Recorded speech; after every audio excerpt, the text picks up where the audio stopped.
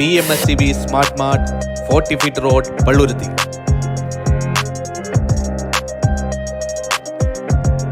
നിത്യോപയോഗ സാധനങ്ങൾ മറ്റെങ്ങുമില്ലാത്ത വിലക്കുറവിലും ലഭ്യമാകുന്നു.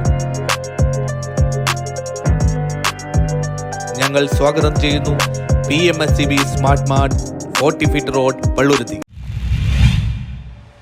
മനുഷ്യക്കടത്ത് കേസിൽ രണ്ടാം പ്രതി പോലീസ് പിടി. തങ്ങൾനഗർ സ്വദേശി ബാദുഷയാണ് പിടിയിലായത്. ഓൺലൈൻ തട്ടിപ്പ് ഉൾപ്പെടെയുള്ള നിയമവിരുദ്ധ പ്രവൃത്തികൾക്കായി മനുഷ്യക്കടത്ത് നടത്തിയ സംഭവത്തിൽ രണ്ടാം പ്രതി കൂടി പോലീസ് പിടിയിലായി. പള്ളുരുത്തി തങ്ങൾനഗർ സ്വദേശി ബാദുഷ എന്ന 34-കാരനെയാണ് Mattancherry assistant commissioner KR Manoj, Thoppumpady police inspector Sanjeev, SI Jinson Dominic എന്നിവരുടെ നേതൃത്വത്തിൽ അറസ്റ്റ് ചെയ്തത്. കേസിൽ പിടിയിലായ ഒന്നാം പ്രതി അഫ്സൽ അഷ്റഫ് കയറ്റിവിടുന്ന ആളുകളെ അവിടെ റിസീവ് ചെയ്തിരുന്നത് ബാദുഷയാണ്.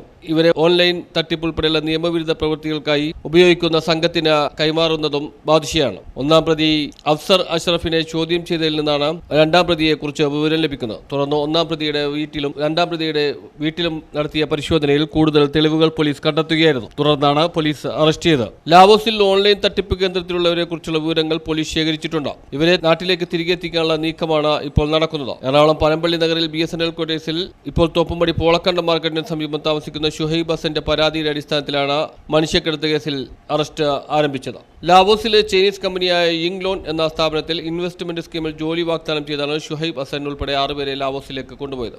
50,000 രൂപ വീതം വാങ്ങിയാണ് പ്രതി ഇവരെ ലാവോസിലേക്ക് അയച്ചത്. ഇവിടെ എത്തിച്ച ശേഷം യിങ് ലോൺ എന്ന കമ്പനിക്ക് 4 ലക്ഷം രൂപ വീതം മനുഷ്യക്കടത്ത് നടത്തി വിൽക്കുകയായിരുന്നു എന്നാണ് പരാതി. News bureau, Mattancherry.